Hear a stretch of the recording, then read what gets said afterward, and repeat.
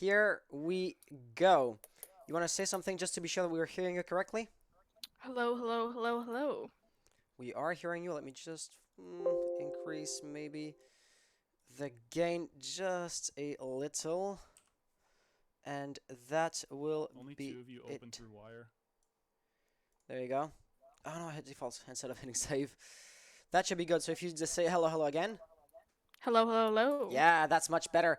As well. Wait, the green screen was just not lined up perfectly. There we go. So, um, for those of you who may have been here last time, we did have a couple of audio issues.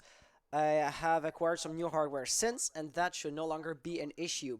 For the sake of transparency, the blue team, the Liberty team, I do know them, and it is actually why I decided to cast their game rather than any other. But we will remain impartial. We will follow the rules on every single point there is, and we will have, as observers, as casters, absolutely no incidents on the game itself. So we're still waiting on one last player on the Liberty team to start the game and to join in the custom match, and then we'll be good to go. The map will be Clubhouse. Is there anything you want to add up to that? I'll actually talk about it once we get into game, because I do have a few words on Clubhouse itself as a map. Okay, yeah. So I am no referee, so I can't manage a protest or anything. But yeah, you guys kind of have to open up through ESL wire. I'll just say this in French so they understand me. Faut que vous sortiez votre jeu par ESL wire pour assurer l'anti-triche. On peut pas. Moi, ça marche pas, bro. Écoute, si, parce que si vous le faites pas, ils peuvent protester, ils peuvent vous accuser de triche, puis vous n'aurez aucune preuve que vous n'avez pas triché, fait que ça vous, ça vous ouvre à des. J'étais en stream, est-ce que c'est good? Écoute, je suis pas un arbitre, s'il y a quoi que ce soit, c'est hors de mon contrôle, mais vous êtes supposé l'ouvrir par ESL Wire. Eh ben, ce sera pas long, on va essayer de la faire. Bonne chance. So yeah, it looks like we'll have a bit of a delay here since some of the people are not booted up through ESL Wire, which obviously, considering this is a Go4, is quite important. So there's that. Let me just open up OBS on the gaming PC as well, just to make sure that we do have the sweet, sweet replays that you people kind of got to know and love. There we go. That should be good. And yeah, I kind of cut you off there because the players were talking to me. Go ahead. I'm listening to you. I was just going to say, I would prefer to talk about Clubhouse when we are in game, because yeah, I do have a few words about the map itself and kind of strategy that I'm thinking these teams might do. Okay. It's fair. Like we don't really know what the teams what their playstyles are or what to expect from them. And obviously, this is going to have a big impact on how the game is going to play out, right?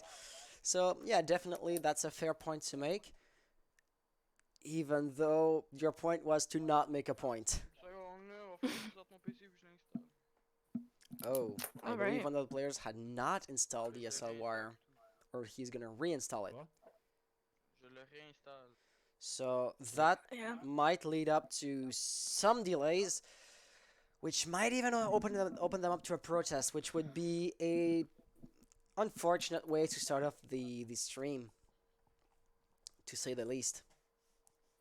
Yeah, I might have to cast another group if they haven't started their game yet. Other than that, though, I don't really see any other way out of this. Yeah, the annoying part is there's really no way to cast another game right now, as the others should have started or are facing similar difficulties. So I don't want to say we're stuck as if it's the end of the world, but we kind of have to go through with that game at this point. Except if there's another way to, or if there's an alternative that I'm not seeing right now. Um, I don't think there is any alternative to either just waiting it out or seeing if there's another game that's actually open that hasn't started yet, or two games that have been protested and those enemies are going up against each other.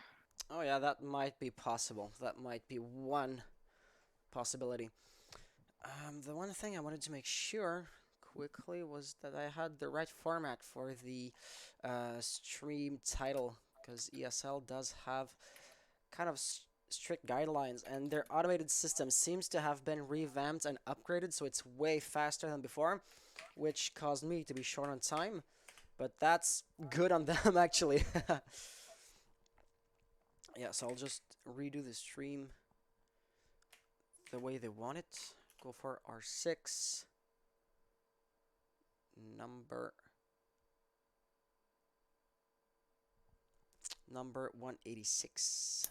187. 187? Okay, thank you. Oh wait, no, it is 186. My bad. I was kind of wondering there. Yes, I'll go for. Go 4 with the 4, that'd be nice. R6. That is my bad. On me.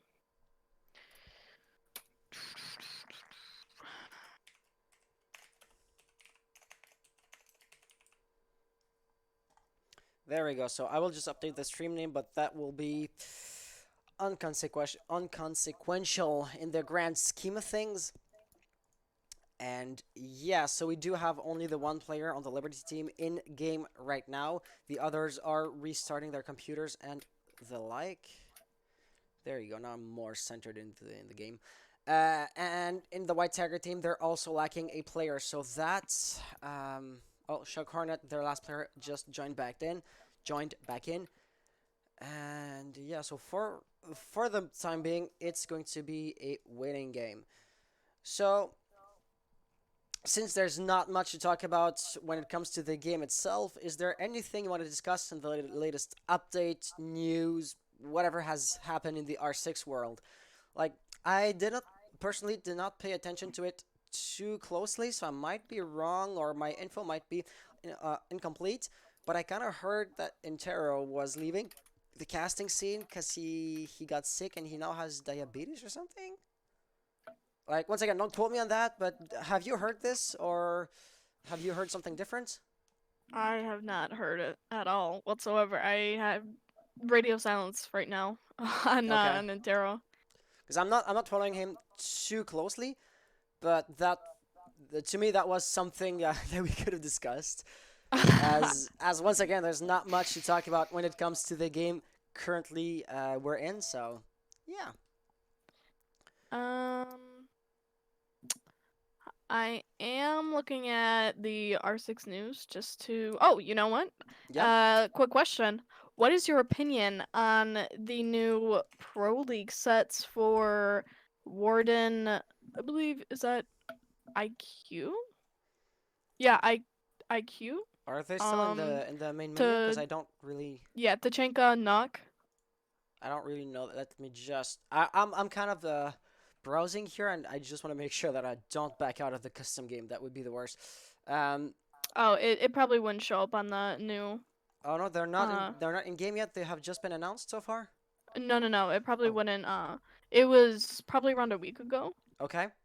So yeah, it was a little bit over a week ago. Actually, closer to 2 weeks. So, but no. The new Pro League sets for IQ, Tachenka, Knock, and Warden. If you wanted to look them up, Yeah, I or guess I I'll could look actually them up. send you the. I'll actually Yeah, send please you do the that. link. That will be faster than me just mindlessly browsing through Google. Yeah, but they give the characters gun skins, the whole outfit and headgear, obviously, and a charm. Okay, and the players are connecting back up into the game. So you're. Do you mind if I show the RDMs in the stream, or do you want me to open it up in a second display? Could you Doesn't send me the matter. link? Doesn't matter. Okay. I always make sure. When it comes to a server chat, that's more or less public, but DMs, I want to make sure. And I might have clipped Doesn't it matter, a yeah. couple of times. Yeah. Oh yeah, there. Oh yeah. Right. So skins are just cosmetics. It will not really impact the game, so you do you. I do understand that Ubisoft do have to turn a profit on the game. They're still developing it, and I have bought the copy many years ago, and they still have to run the servers and everything. So on that front, they do have to monetize the game. I'm not gonna buy them because I don't feel like they're worth my money. Like how much are they? Ballpark figure. Let's say $10. I or I really don't know how much skin costs because I never buy them. I Um, believe they're around. Well, for the bundle, it might not get the same value, but I think they're each like the skins, the whole thing. At least for the elite sets, it's usually 20. So I could probably estimate it around 15 to 20 for s- each. so with that, you can buy a small or a either an old AAA or an indie game. And to me, that's just more worth the money. But once again, I do understand that Ubisoft do have to turn a profit on the game. And the people buying these skins are the people that keep the game running for me. So definitely, someone has to pony up the money. I Um, mean, cosmetically though, how yeah, do you think yeah, they look? it's cosmetically they do look good. The one thing I'd be worried though, bright colors tend to attract the eye a bit more. So if you want to Sorry go for the for the delay, guys, but stealth, thanks for your understanding. or if you are, or the more you pop out of your environment, the easier you're going to be to pick up. And sometimes when an enemy doesn't move, the human eye is attracted by movement. You, Ouais, it c'est ça is qui arrive. a bit more difficult for you to recognize the shape as being an enemy player, and this might give you the slightest edge, disadvantage-wise, when wearing a bright skin. So that's the kind of thing that would worry me. But yeah, aesthetically, they're way more beautiful than many of the things that you will have in the in the stupid alpha packs. That's true, definitely true. I mean, when you do look at them, they are cosmetically nice, and I do Yeah, agree with you on the fact that you will be able to see, um, you will be able to like see yourself much easier with a brighter color, especially the gold. Oh my gosh, the gold and the white. You're yeah. gonna you're gonna have a target on your back from the start. But what I'm wondering is, I I'm thinking like when you equip skins, I've been wondering this for a while. I haven't done Yeah, go really ahead. research on it, but when you equip skins on your guns and on enemies' guns for that matter, do they distract you or do they help you in any way? Do you know the game theorist on YouTube? Mm-mm. It's a channel with over a million subscribers. I believe he's actually closer to like 5 or 10 millions. He's huge, and all he does is lore, theories, and he just looks at games and he tries to bring math and kind of get the kind of expand the universe. Like I'm not gonna go too much into what his channel does. He took a look, just as exactly what you're saying here. Is the gun going to help cosmetically speaking? Is the gun going to have an impact on your game? And he was taking Halo as an example, because in the old games, so you have the blue and the red team, and as you know, red is a color that makes you a bit more aggressive. That's psychology. That's fact at this point. It's been well researched, and that's I don't want to say common knowledge, but that's known with a really good degree of certainty. So you do have to be kind of aggressive in R6. If you just sit around and wait for the enemy to peek you, you're gonna die. And I believe the win rates for the red team against the blue team were something like 53 to 47. It's not much, but it's not, say, nothing either, considering it's just the color of your arm well, the color of the paint on your arm to differentiate yourself from your enemies. So yeah, some colors, if they're not gonna distract you, will have a psychological impact on you that you're not even gonna feel. So if you want to go, once again, pointing to his video, if you want to get an advantage in game, go for the red camos on your gun. I mean, I think, but comparing Rainbow to Halo is Yeah. kind of it's a, they're not exactly the same No, game no, because to my definitely knowledge, not. yeah, to my knowledge, Halo is I believe a closer to like a run and gun game. I haven't played too much of The it, but yeah, but I think yeah, being a run and gun game, yeah. the old games were way slower. The old games, well, um, Halo is roughly speaking as old as CS:GO or CS, should I say? And Mhm. Halo has evolved where CS has not really changed too much. So, for example, in the old games, you had no sprinting, no ADSing. Est-ce que c'est bon là? Oui, c'est bon. Ready, start. All right, just to be sure, are you all ready? Ready, Ouais, ready. start. All right, good luck, have fun, and may the best team win. Good luck, have fun. There you go. Yeah. Yeah, so just to make this real quick, with no running, with no ADSing, with limited movements, nades were really powerful, and it was not too much run and gun. Nowadays, it really pretty much is. With all of that Alright. being said, though, the game is gonna start, so we will cut this short. I will, however, just recommend the video. I believe, or I find personally, that video to be really interesting, because once again, it goes further than just the video game. So, All right.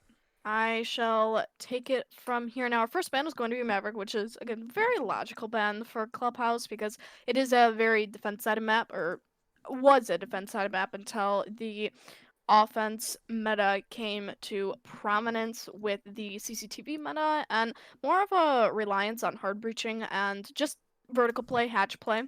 So, speaking about that in general, being a heavy reliance of vertical play and hard breaching capabilities, it turns on to the efficiency of utility, like such hard breaching, and something like Capitão's Firebolts or Nomad's ability, her flank denial ability. So, when you're talking about that, that can generally lead to a derivative like kills, and it can cause kills without even really having to get into a head-on gunfight. So the enemies, the attack would really be in their favor to use it especially this game, this map in general, considering like we were saying, yeah, it is an offense sided map.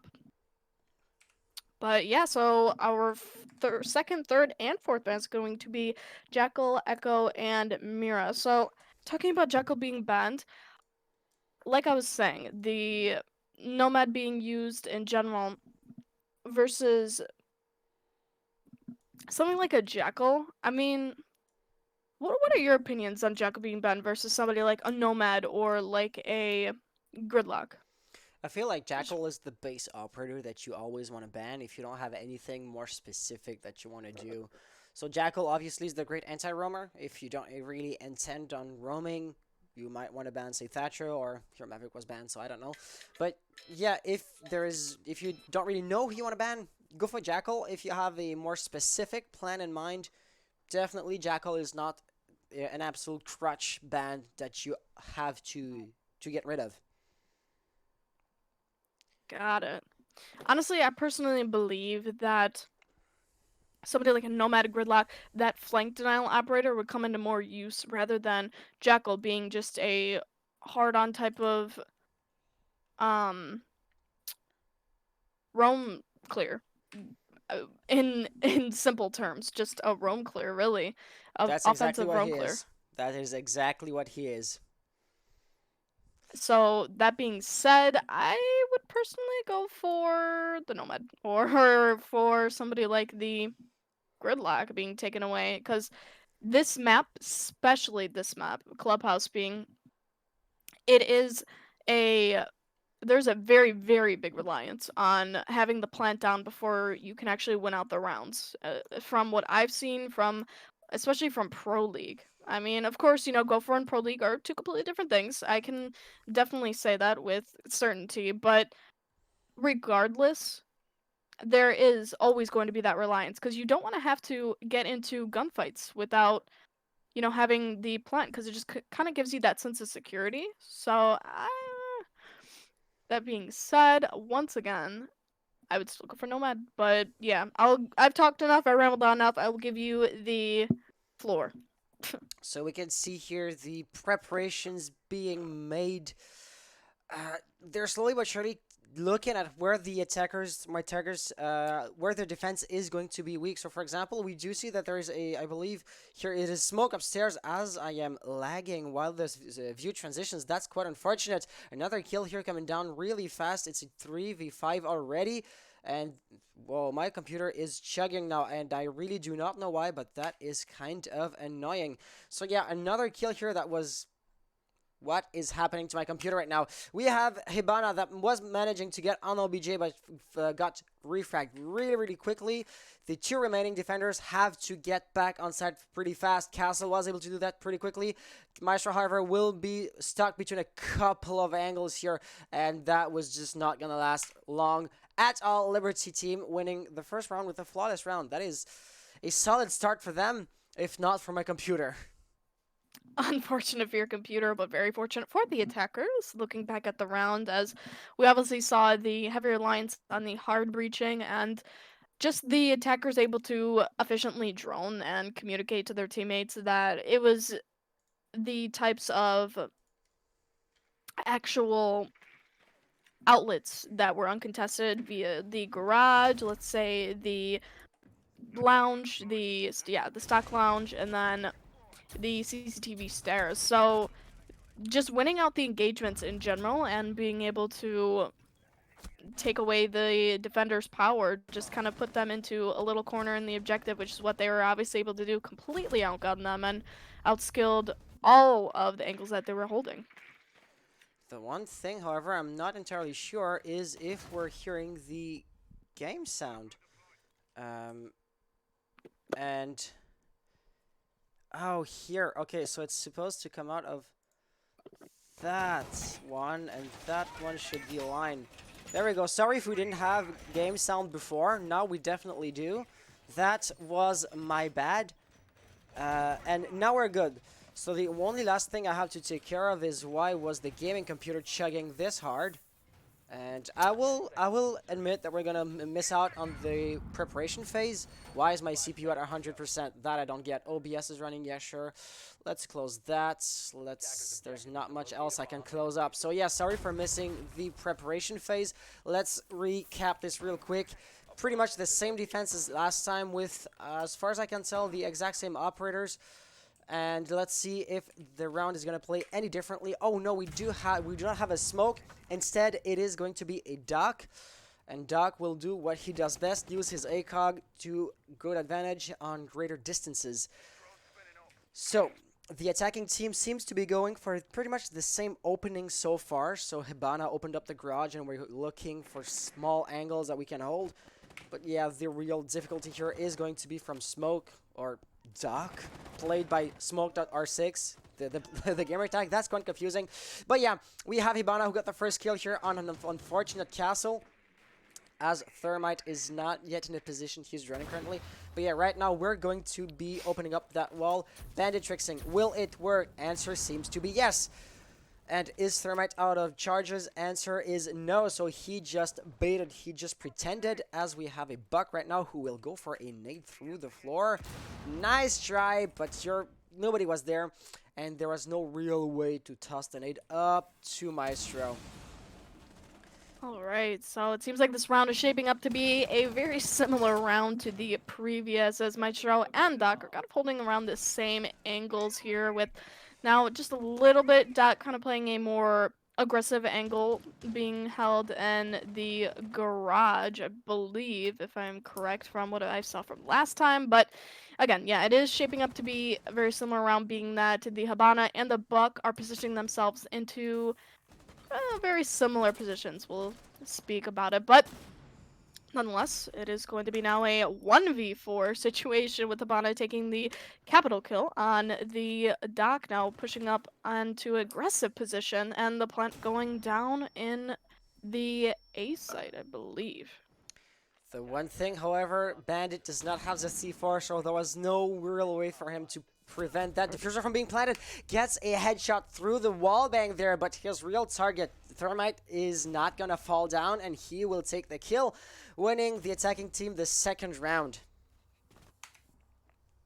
And that was my bad. It was actually the B site that we were seeing being planted upon. Sorry, I'm just getting tongue-tied all day today. But, alright, looking back at that round, again, it shaped up to be a pretty, just about the same round as the previous before, with a 1v4 situation at the end. Bandit kind of left to have to defend himself. He did get a kill, but unfortunately was shut down in the end by the Thermite, and the one who actually planted the bomb.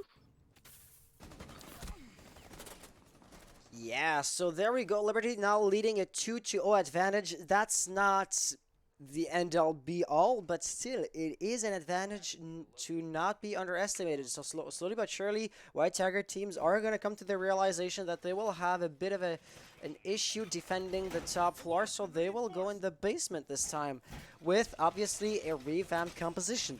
So we'll be seeing Kaid.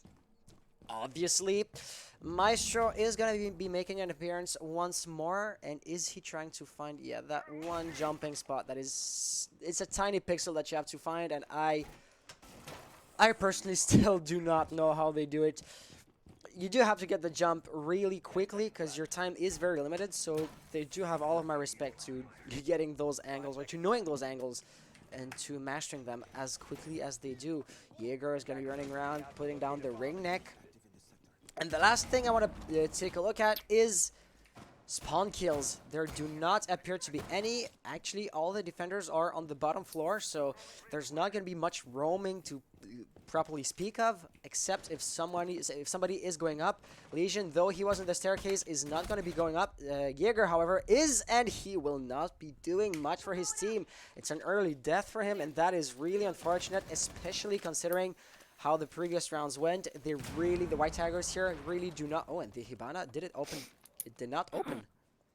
That is weird. Yeah, but as I was saying, the White Tigers really do not need a 4-5 disadvantage, considering the previous rounds. So one thing I'm kind of interested to see happen during the round is how much the attacking team will actually rely on hatches here. Sorry, there's an ambulance in the background. How much the attacking team will rely on hatch play and rely on vertical play, and will they be decisive enough to be able to capitalize on a specific spot that the defenders aren't holding, such as the Moto hallway or even the church hallway. Maybe get a hard breach situation going and open up a wall, and possibly get a plant down. Would like to see the round shape up to be in the attacker's favor, especially considering that we do have a kill already going for the Jaeger, a big roamer for the White Tiger team. As of so far, we are already going to see, kind of like I was predicting, the drop in Moto and possibly a hard breach into the church wall. It is really only up to the defenders to prevent that, and more specifically the Kaid. So again, I'm pretty interested to see how that's gonna go.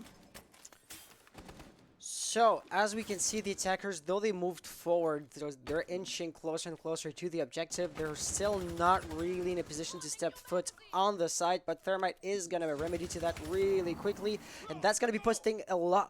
Oh, Kaid was able to Kaid tricks. That's not easy to do, and he managed it flawlessly. That's good news, since if that wall is opened up, both him and Maestro Mikey Mike will have really big issues on their hands, big problems here. So we do know there's somebody in blue, and he get the double kill. Nice double kill from Mikey. He might even go for the feet right now, but oh, the corridor seems to be a big problem as well. So no, he'll just keep his aim train on that door. The third kill barely did not happen, but he could get another double kill. Sadly, it is just not the case. 2v3 situation. Smoke will be the second one to hold the pressure, but no, the C4 does not get tossed as Thatcher gets a nice flank on him. Shock Hornet here will try to prevent his team from falling, and that is just not gonna happen as as Thatcher, let's just call him Thatcher, is gonna outflank both Kaid and that Legion. Nicely played here. Yeah, definitely was a very nice plays coming from the attacking team. However, it did really fall on the defense, and specifically that Maestro, to kind of pull out a feat and the place. He was already getting the type of momentum that he needed with that double kill. Obviously, we see right there. And he kind of just dropped the ball when it came to the defenders, or sorry, the attackers sitting in Moto, kind of trying to hold the angles on the Maestro. It really felt like he got way too aggressive, and right there, the Kaid getting a little bit too aggressive, didn't necessarily know where the attackers were, and he really just fell prey to having that loss of intel. So one thing I'm hoping to see the defenders kind of improve on is their intel gathering, being able to get intel on the attacker's position even when the defenders are dead, and are even able to look at intel more more specifically. So are you kind of that? wishing for a Valkyrie right now? kind of am, really. I'm hoping to see more intel-based characters and operators. So with Echo Band, Mera is to a limited extent an intel-based operator, but we do have the Maestro, which does put out some cameras. Once again, they're not typical cams, but they still do allow you to see without being seen. But that's really limited, and with him putting the cams, as far as I can tell, exactly to the same places as last round, that's gonna be making it extra easy for the attackers to clear them out, as we have 3 out of the 5 attackers who can destroy those evil eyes. So with that being said, the attackers are going to be spawning in, and do you wanna to take over? Yeah, I was just kind of speaking about the Mira. Actually, the Mira is banned currently. We're going to see the Jaeger being a roam kill. First, I believe one of the first kills for Jaeger on the roam, but he is going to be killed from behind from the silent Habana walking up the CCTV stairs. She did take a very, very big risk, especially with her hard breaching capabilities, to walk up the stairs and even get the kill on the Jaeger. So, again, it's up to Castle to roam his way over to the Habana, maybe get a kill or two if he is lucky enough, or in that case, stealthy enough. But yeah, like I was saying, the Mirror is actually currently banned, so I'm actually hoping to see more of a mainstream intel operator, something like you said, a Valkyrie, or yeah, in this case, a Maestro would be very, very helpful for the defense, especially when the defenders are dead and able to communicate to their team when the Maestro cams are being walked through by the attackers. So as this is exactly what you're wishing for, Maestro. Smoke here saw the attackers who jumped into Memorial, but he is just not going to be risking his cameras. And I believe by now they've been dealt with. If not, at least one of the attackers would have his aim trained on the Evil Eye, should it open up. So yeah, right now the attack on the objective itself is going to start, but I don't really see anybody but Zofia holding a crossfire on that church wall. Even Zofia is not really going too hard on that specific angle. So it'll leave us with Smoke here, Kaid holding the line, but not really peeking and not really being pushed either. But here, oh, I might have been wrong.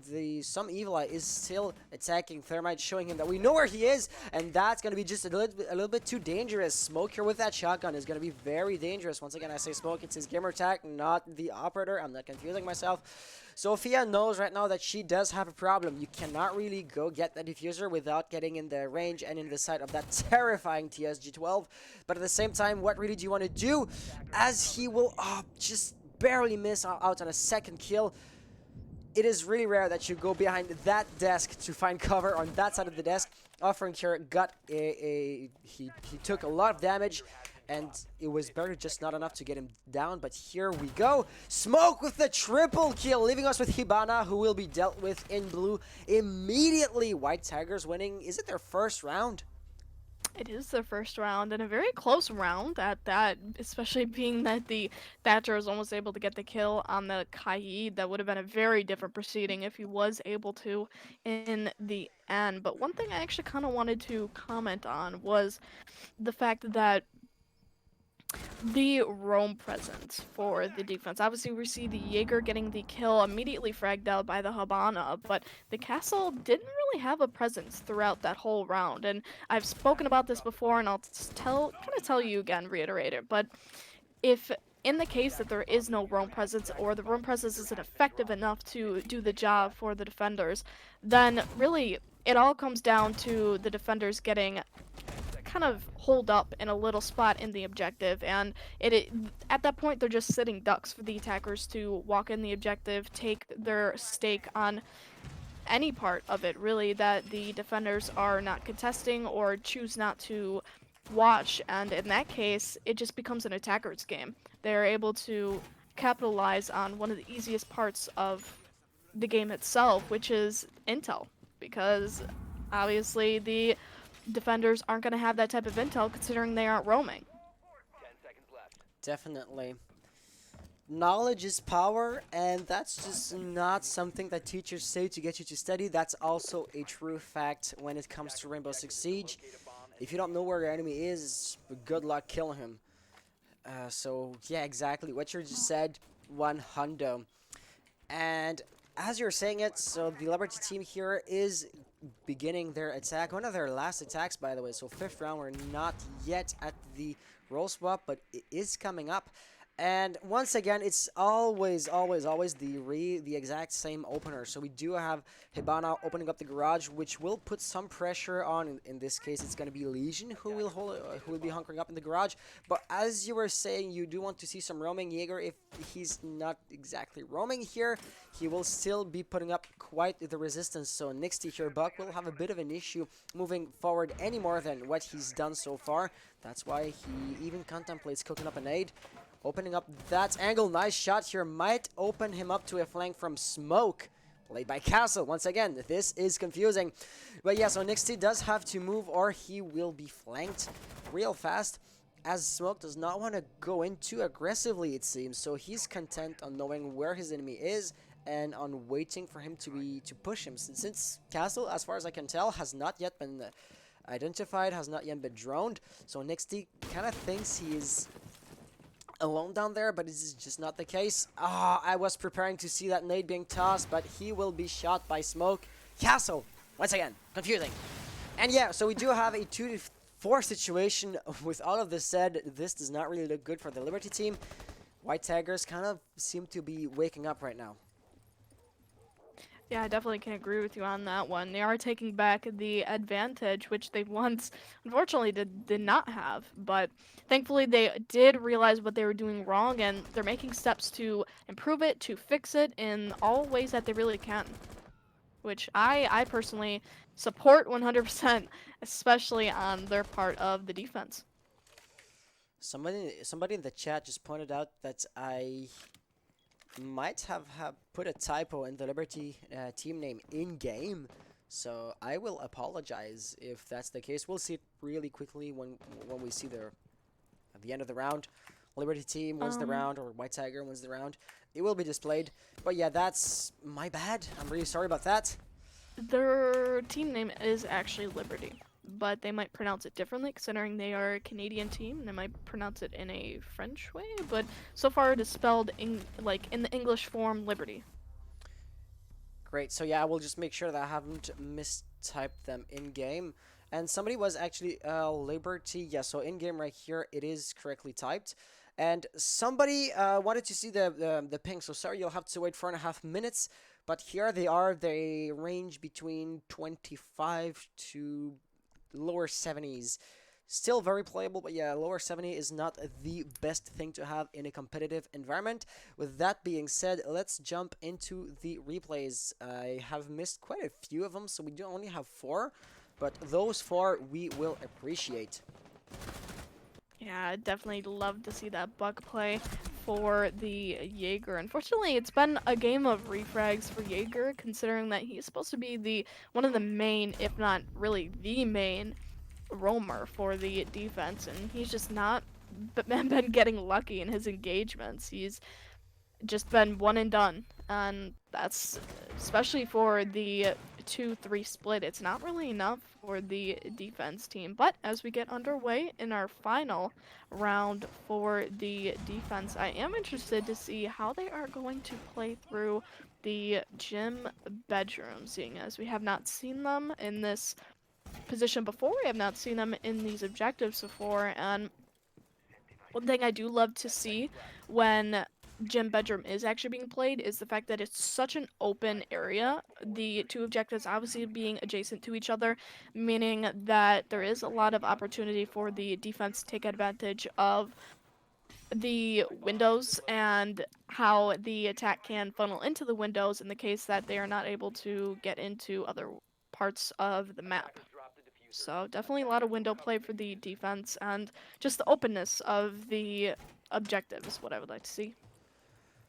Yeah, so as you're saying, there are many ways to get into those objectives, and that is exactly why the White Tiger team does bring a castle to the table to kind of limit these options and to force the Liberty team to be funneled into the select few windows and doors that will not be barricaded. Obviously, you don't have enough utility and resources to reinforce or to protect or to harden every single entry point, but you will be selecting, or you'll be choosing which side you do want to prevent, which side you want to protect, and which side you want to leave appealingly undefended.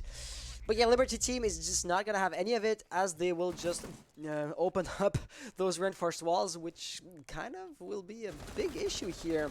As we can see, I really did expect Thermite to get the first kill. Jaeger will be really low, and Shock Hornet surprisingly is still up, so he was not stopped either way. Nexty is already on OBJ, but that's just not gonna stand. Maestro will get the refrag really quickly. We could see the attackers pouring in really quickly. Smoke gets another kill. Milky Mike.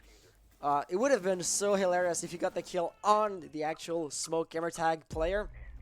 But yeah, so offering here, we'll try, but that just does not work. Oh yes, it did work. Maestro is now downed, but not out, leaving us with Mikey Mike in a 1v2 situation. He could revive his teammate if he wants to, but that would be a big risk that he does not seem too keen on taking.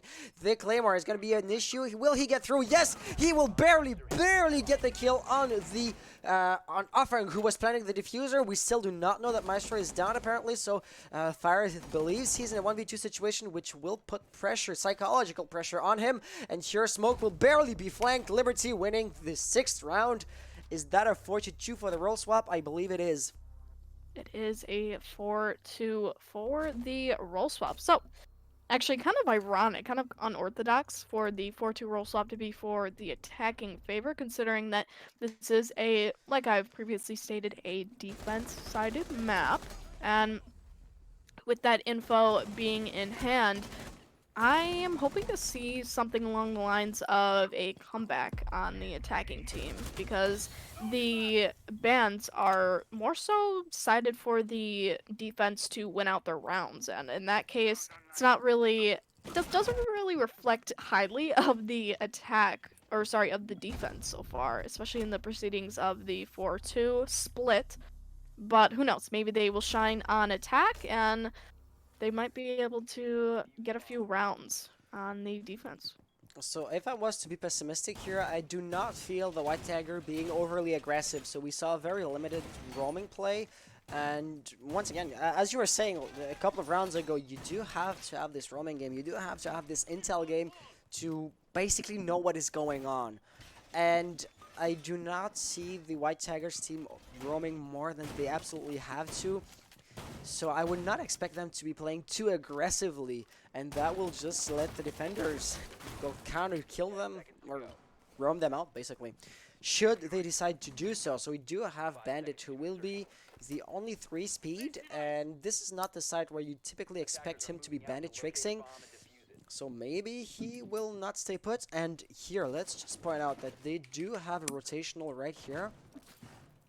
And that is really rare to see. I am really curious how they're going to play around that. Because obviously you do have to take a look. Oh, it's to make sure the attackers who drop down of the memorial hatch, that they cannot get out of that memorial site. I see, and that is why obviously you do have that reinforced shield to protect yourself from blue. So it seems to be an open concept defense here. For better or for worse, we still have to see. Interesting to see an open concept defense, considering the fact that just as easily as the attackers can get down the hatch, they can really get down the main stairs and open up the church wall. And really, in essence, so the defenders are going to have to put a lot of pressure on the Moto and on the main stairs for that matter. But however, we will have to see how the round proceeds, as we don't necessarily know how the attackers and defenders will take what is given to them. And I'm quite surprised to see that that actual impact hole being there. So yeah, we definitely will have to see how that goes. So the one thing we did have really strong anti-roaming game. Though there were no roaming, we could see that 4 out of the 5 attackers were droning. We're just making sure that nobody was trying to flank up or to sneakily find a way behind them. So they're really cautious. That's good. They shouldn't be surprised by pretty much anything. And here we can see what this hole is worth. Raze gets a nice kill. That's here in this case IQ probably was not expecting.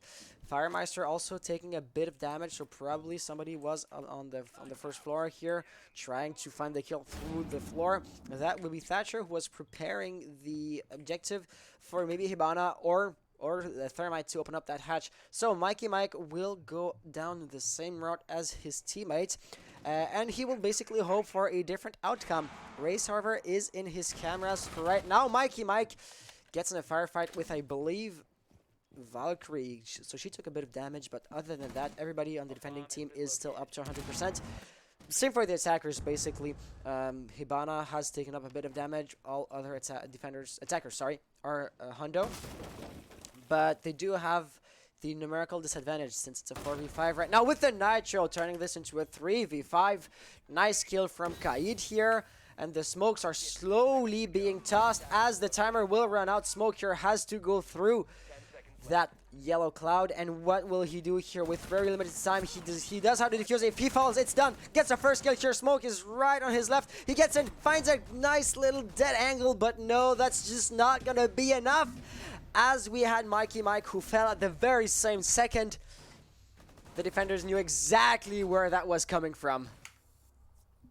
So obviously talking about the vertical play and the reliance that the attackers used throughout that round, they obviously weren't able to jump down the main moto hatch, and for that reason, I feel like a lot of the round pressure went on to them, and they kind of lost the round because of that, especially, yes, because the bandit was watching the main stairs through that hole. It's really a versatile rotate hole in all effectiveness, because not only does it watch the moto transition, but it watches the main stairs transition. So what we really thought the attackers were able to do in that round just got completely shut down because they really, in effect, chose the wrong place to attack. If they had chosen to go down the blue stairs and attack there, then maybe the round proceeding would have been a little bit different for them. And that's the absolute irony of it. You would expect this hole to be exploited by the attackers to find a way, an easy way into the objective. But as we could see here, Liberty were just holding on the line, and we're not allowing anybody to come in there. Because it's always a double-edged sword. If you can see your enemy can see you. But yeah, the advantage of surprised, or just their preparedness to them expecting people to come up from this angle was enough to hold the pressure. We're going to be seeing a similar concept here with this opening. Anybody, even in the bedroom here, might have a nice little angle on the A side, which could cut off any rotation through that doorway. But once again, if the defenders are holding the angle, they will just murder anybody who dares come up to that bedroom doorway. So with that being said, we do have Alliance. It's not our first, but I believe it's the second time we see him. 5-2 situation points-wise currently. That is not really looking good for the White Tiger team, as the castle barricades are not going to last long against the sledgehammer. And as we can see right here, this doorway, or this shield, is going to be a bit of a challenge for Sledge. That is why he will pull out the grenade, but that's just not going to be needed, as we have Mikey Mike who gets the first kill. Yeah, so speaking about the actual attack versus the defense, the score line of it all, pretty interesting considering that the this round could really determine if the attack kind of goes into a point of no return, being the match point, or if they're able to commit to a comeback on their part. So far, it does seem like the attack might be going for a comeback, especially with this side. They are exceptionally strong, and it being a 3-5 situation already halfway during the round. But again, we are going to have to see how the round proceeds, because there might be a feed going down for the defense. But nonetheless, I would like to say that this round could be going to the attackers and start a comeback momentum. Though they do have the numerical advantage, and yes, they're well poised to make that comeback you're talking about.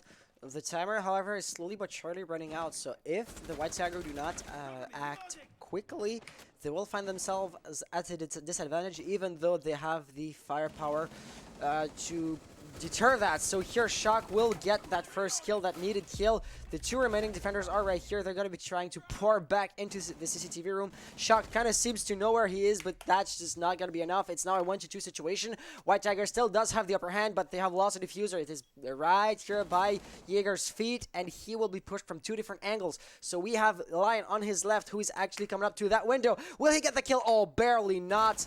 However, here Jaeger knows where the pressure is going to be coming from, and he knows exactly what's at stake. 20 seconds remaining. He only has to hold out for now 15 seconds. Got the first kill. 1v1 situation. He barely does not make it. White Tiger winning the round as you were expecting or predicting, but that was way closer than any of us would have thought.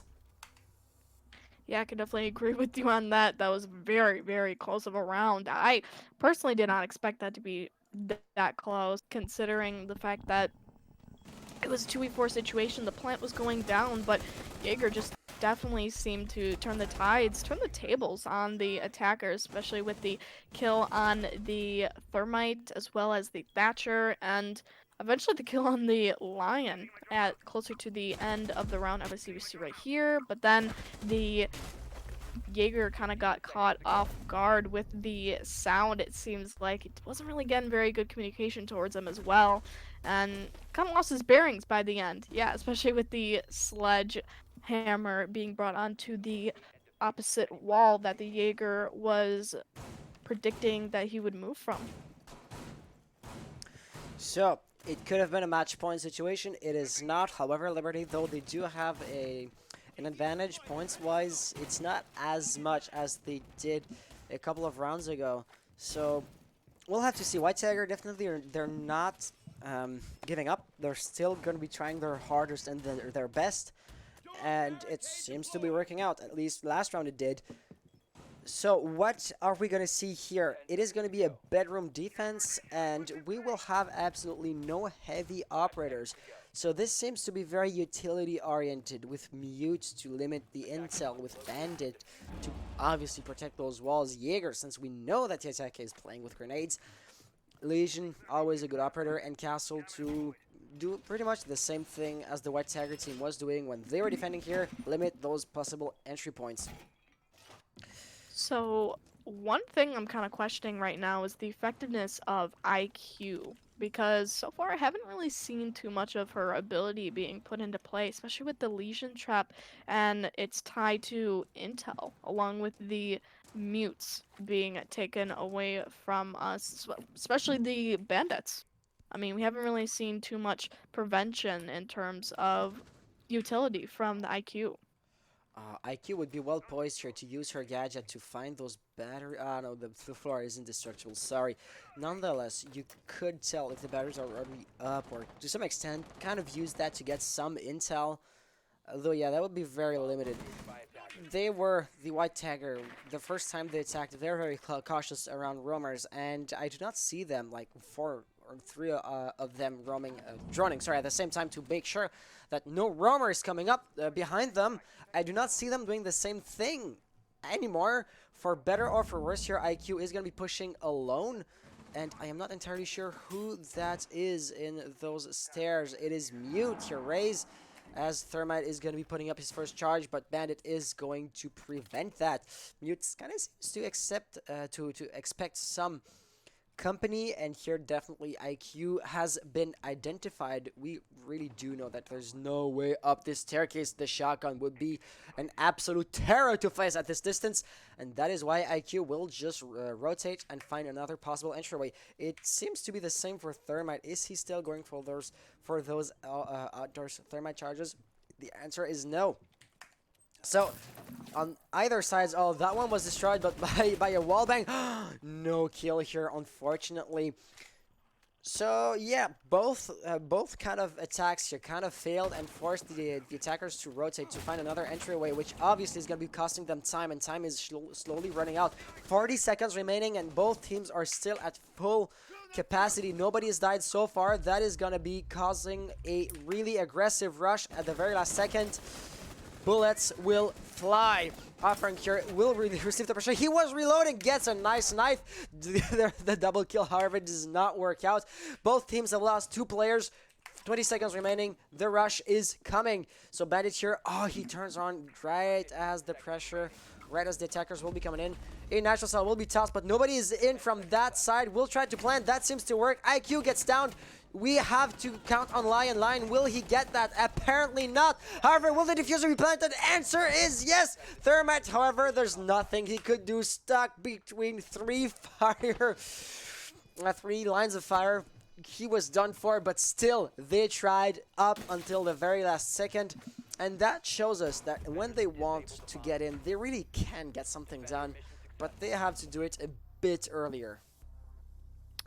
Yeah, that was quite the retake from the defenders, even though the attackers were not, as in your words, very poised to win out that round. But nonetheless, it was still a great try from the attackers, even though they weren't very decisive in the round. So, speaking about the attackers' positioning and the strategy that they really attempted there, it wasn't necessarily anything out of the ordinary, which is why I feel like they kind of fell short in terms of them actually winning out the round and getting anything done, because the defenders simply expected it. They simply predicted it to happen, and unfortunately to the attackers, it wasn't really anything there wasn't really anything to be had out of really anything that they tried.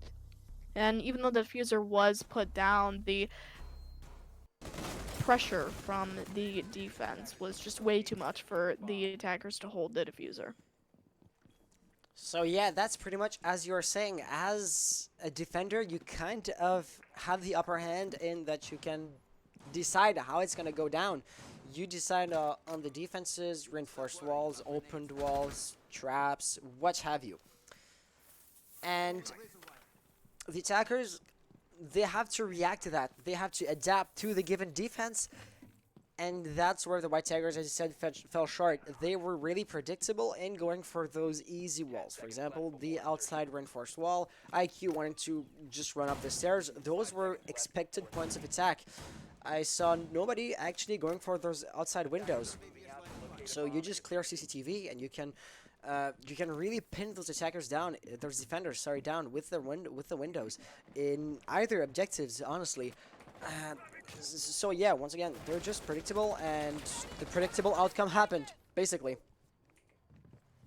Yeah, I mean, nothing really else to say on that topic. We are going to be seeing the Jaeger being killed within the first 30 seconds of the round, so that's a lot of roaming capabilities that is taken off the board for the defense, unfortunately. But Buck is, nevertheless, he's going to be damaged quite a lot. So if he does take even one more hit to himself, he might be out of the round just as quickly as Jaeger was. But Smoke is going to be taking a little bit of an aggressive position here. He is going to be still very, very open to the Moto drop in the case that the attackers are able to open up Moto and drop from the hatch. But of course, by then, hopefully, he will be able to spot that the attackers are attacking from there and adjust his position accordingly. But who knows? But as we get in further into the round, the attackers are staking up a little bit more of a position on the actual site itself with I believe that was a C4 going for the defense. An attempt on Buck's life, but unfortunately not a fulfilled one at that. And yeah, we are going to be seeing a lot of objective holding for the defense. Something quite interesting considering that there isn't really too much of a roam presence, and especially on this site in specific, it is a very big idea and a very big thing that you want to kind of make your roam presence known throughout the round, considering the fact that just as quickly as you can roam, you can get shut down and get holed up in the objective. Kind of the whole sitting duck idea that I was talking about, but yeah, I'll give the floor to you, because I'm done rambling. So, as we do get a couple of kills in the kill feed, which I apparently have to miss out on all of them, The one thing was the early pick off of Thermite kind of limits the attacker's possibilities here. So yes, obviously Hibana does have enough X-Karos to open up all of these hatches, which will happen with the last 30 seconds of the round. Kind of late to do that, but nonetheless, the hatches will end up being opened. However, with Thermite gone, you cannot open up anything else. For example, you can't jump into blue and open up a wall there, or you cannot open up dirt tunnel. So we're going to be seeing a lot of vertical play as Thatcher will try to jump down. He does not know that somebody is in the dirt tunnel. I'm not sure who it is, so I'll not change views here. But as we can see, that was just lack of knowledge at this point. Buck gets the diffuser. He did not get the kill as far as I can tell. So here Hibana has to defend and to cover him. It just does not work. Kind of panicking here or fumbling to find her opponent. That just does not work here. She's low on health, gets even knifed. No, the shotgun, but a point blank range. And here we see Buck getting the double kill, winning his team the round and keeping them alive as we are in match point situation currently. Nice double kill. Here it's a 6-4 Wow, match point. yeah. We hadn't mentioned that before.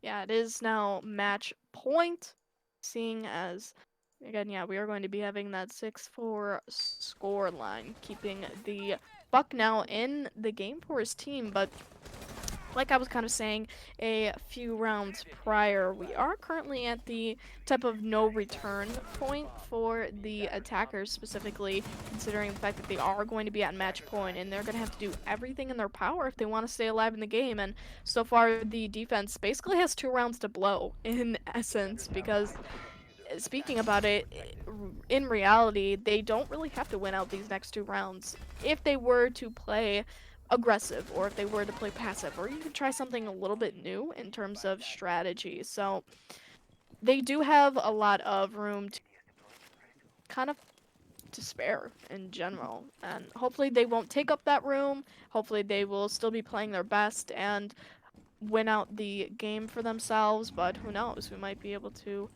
see the attackers take a few rounds. So that's something that, as the Liberty team, you would not want. First of all, you don't want your enemy to win any rounds whatsoever, but 7-0 is just not realistic against an even match opponent. However, the prospect of overtime is kind of scary, since this is the only way out for the White Tigers team so far, or actually the only way out, period. Without overtime, White Tigers is already done for. So you really do want to prevent that situation at all cost, as we see a spawn kill from Firemeister, which I missed out on. I'm very sorry. I'm missing out on a couple of kills, more than just a couple actually, and I will do my best to change that situation. With Hibana being gone, it's just about the reverse situation of what we had last time. 1 hard breacher gone. You can't really go out on all of the hatches now, since you only have 2 of those Texan Dynamites. What will Thermite do? Either those hatches, dirt tunnel, the one and the other, or which hatches will he prioritize? All of those questions will be answered by basically looking at him. However, Jaeger still roaming here. Will he go for the wallbang? Barely misses. Now Sledge knows he's there. He will turn around, but he just does not get the kill, as Jaeger here plays on his movements, and he uses his 3 speed to his absolute advantage. So now they have lost him. They really don't know where he is, and that's going to put the attackers in a bit of a pickle. Yeah, but actually, talking about the name real quick, you actually spelled the name Liberty wrong on the ESL thing. I'm not quite sure if you realize that. I'm sure you have. Like on the actual ESL the little overlay bar on top, you spelled it Libready instead of Liberty. Oh, thank you. Yeah.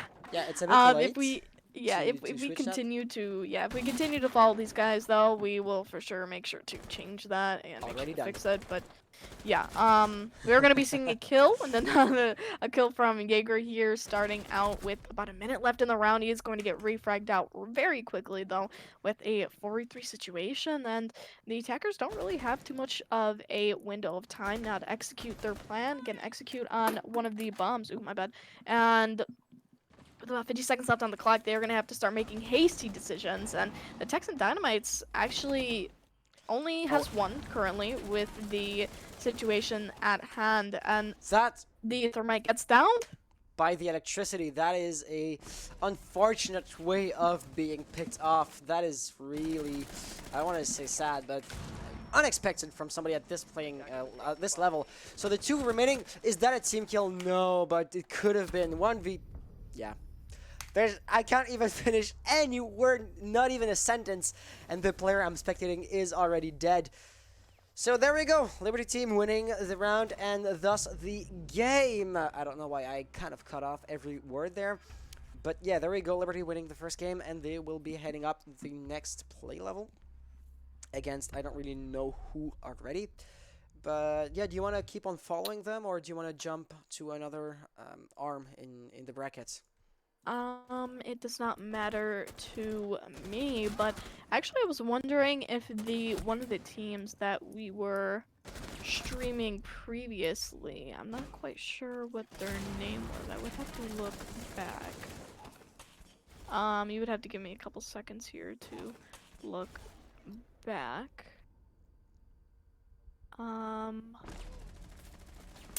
I'll actually take a quick look at here.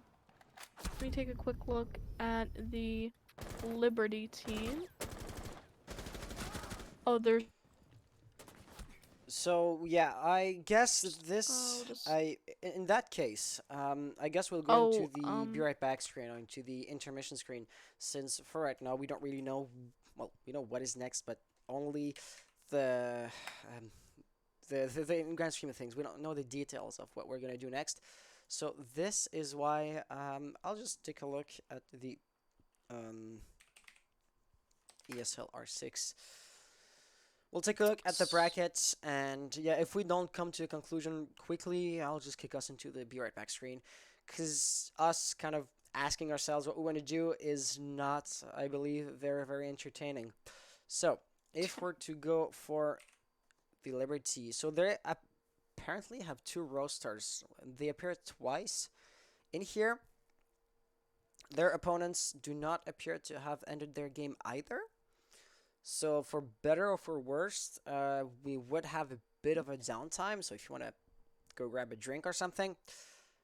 And other than that, yeah, so some of the teams I kind of recognized, some of the teams not really. Have we cast them before? That's another question. But for example, Never Run Moss team has been disbanded. Team Unknown, their name kind of rings a bell. Other than that, yeah, not that much, honestly. ESL Phoenix, no. Yeah, to be honest, I don't recognize much of these names. Just because I haven't cast them so far, I'm not saying that these teams are nobodies or what would you? But yeah, Liberty Gaming appearing twice. E-Girls, I've seen them in another Go4R before, but we haven't cast them. if we wanted to cast them, we could decide to. I have seen Advent before. I actually was in their Discord for a while. Which one? We could end up casting Advent. They haven't actually started. Actually, have they Oh, started? okay. They might have. They started against another group. Yeah, if they're in game currently, I believe their map is set to start in 10 minutes.